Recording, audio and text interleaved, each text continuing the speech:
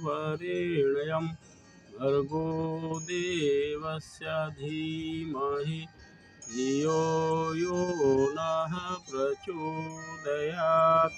वंशी विभूषितकरार्णवनिरदाभात् पीताम्बरादरुणबिम्बफलाधरोष्ठात् पूर्णेन्दुसुन्दरमुखादरविन्दनेत्रात् कृष्णात् परं किमपि तत्त्वमहं न जाने। वन्दे राधापदाम्भोजं ब्रह्मादीश्वरवन्दितं यत् कीर्तिं कीर्तनेनैव पुनाति भुवनत्रयम्। सभी भागवत प्रेमियों को राधे राधे। हम लोग नवम स्कंद की कथा का रसपान कर रहे हैं। बड़ी रोचक कथा चल रही है। और अभी तक हम लोगों ने देखा कि कपिल मुनि के आश्रम में जब घोड़ा खोजने के लिए राजा सगर के 60,000 पुत्र गए तो उन्होंने घोड़ा चोरी का आरोप कपिल मुनि पर लगा दिया और इस प्रकार वे स्वयं अपने किए गए पाप से जलकर भस्म हो गए। इसमें कपिल मुनि ने कोई श्राप नहीं दिया था। रामचरितमानस में इसी का वर्णन आया है कि राम ने रावण को नहीं मारा, रावण अपने ही पाप से मर गया। विश्वद्रोहरत यह खल कामी निज अघ गयऊं कुमारक गामी। अपने ही पाप से मारा गया। इसके बाद की कथा है कि महाराज सगर के दूसरी पत्नी थी केसनी। उनके पुत्र हुए असमंजस, असमंजस के पुत्र हुए अंशुमान। असमंजस के बारे में कहा जाता है कि वे पूर्व जन्म के योगी थे और वे अपने आप को छुपा के रखते थे कि हम पुनः इस संसार की आसक्ति में फंस नहीं जाएं, विषय भोगों में फंस नहीं जाएं। ठीक उसी तरह से जैसे जल भरत जी अपने आप को छुपा के रखते थे। वे पागलों की तरह रहते। लोग समझते कि यह पागल है और कुछ ऐसा ही हरकत करते कि लोग सचमुच समझते कि यह पागल है, विक्षिप्त है, इससे कोई काम नहीं हो सकता है। यही स्थिति इनके भी थी। तो असमंजस का यही काम था, वे अपने आप को छुपा के रखते। पूर्व जन्म की साधना से उन्हें याद था, अपनी स्मृति सब उनके याद थी पिछले जन्मों में वो क्या थे। वो तो यहाँ तक करते थे कि अगर कोई बच्चा खेल रहा हो सरयू किनारे तो उसको उठा करके नदी में फेंक देते। अब यही स्थिति हो गई थी। उनके पिताजी भी बड़े खिन्न रहते थे उनसे और अयोध्या के सारे प्रजा उनसे त्रस्त थी। बड़ी मुश्किल वाली बात हो गई थी। अंत में ऊब करके उनके पिता ने उनको त्याग दिया कि जाओ अब तुम हमारे परिवार के लायक नहीं हो, जहाँ रहना है रहो। तो उन्हें तो यही चाहिए था, वो खुद यही चाहते थे कि हमें मौका मिले कि इस आसक्ति में हम नहीं फंसे, संसार के प्रपंच में नहीं फंसे। तो वे बड़े प्रसन्न हो गए मन ही मन। और जब घर छोड़ के वन की ओर गए तो जितने बच्चों को उन्होंने फेंका था सरयू में सबको जीवित कर दिया।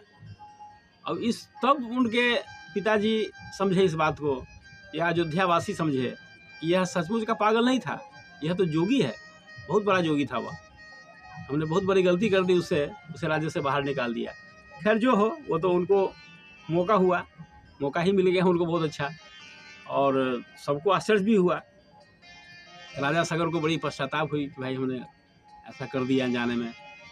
लेकिन जो भी हो, असमंजस जो है वो वन को चले गए अपनी साधना करने के लिए।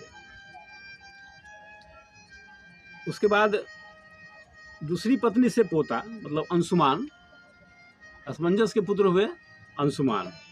तो उन्होंने घोड़ा खोजने का प्रयास किया, जिस घोड़े को इंद्र ने कपिल मुनि के आश्रम में बांध दिया था और उनके सभी चाचा लोग जलकर भस्म हो गए थे। तो उस घोड़ा को खोजने के लिए अंशुमान ने भी प्रयास किया और घोड़ा खोजते खोजते वो वहाँ तक पहुँच गए। उन्होंने अपने चाचाओं के शरीर का भस्म देखा, कपिल मुनि को देखा, घोड़ा भी बंधा देखा वहाँ पर। उन्होंने कपिल मुनि की स्तुति की, अपने चाचाओं की तरह कोई आरोप नहीं लगाया। उन्होंने भगवान कपिल की प्रार्थना की, उनकी बड़ी स्तुति की। तो इस पर कपिल मुनि बड़े प्रसन्न हुए। उनकी विनम्रता से, उनकी स्तुति से बड़े प्रसन्न हुए। और परीक्षित जी बड़े भाव से ये कथा सुन रहे हैं सुखदेव परमहंस के मुख से। और उधर 88,000 शौनकादिक ऋषि नैमिषारण्य में सूत जी महाराज के मुखारविंद से ये कथा सुन रहे हैं। उसके बाद उन्होंने पूछा कि मेरे चाचाओं का उद्धार कैसे होगा, ये तो बड़े ही गलत काम करके इनका शरीर भस्म हुआ है, आपके प्रति अपराध बोध है इनके मन में, और इस दुष्कृत्य से वे कैसे मुक्त होंगे? वो तो उनका शरीर तो जलकर भस्म हो गया।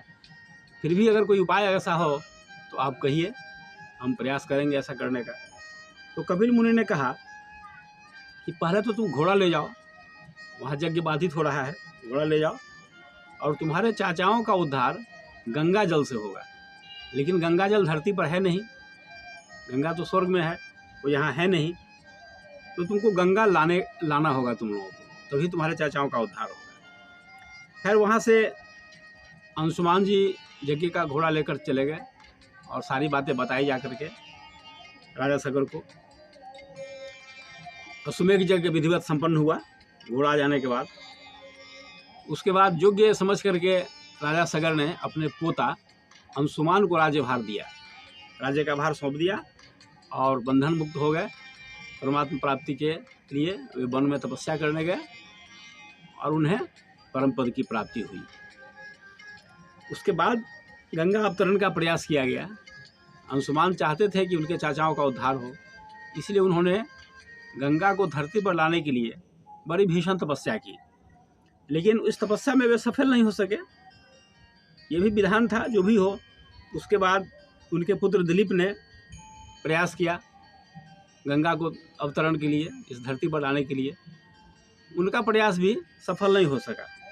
अंत में भागीरथ ने बहुत कठिन तपस्या की, तो उनकी तपस्या से प्रसन्न होकर के माँ गंगा धरती पर अवतरण करने के लिए तैयार हुई। उन्होंने कहा कि मैं धरती पर जाऊंगी, लेकिन इसके पीछे 2 शर्त हैं जो तुम्हें पूरा करना है। वे शर्त क्या है, अगले एपिसोड में इसकी चर्चा करेंगे। आज इतना ही।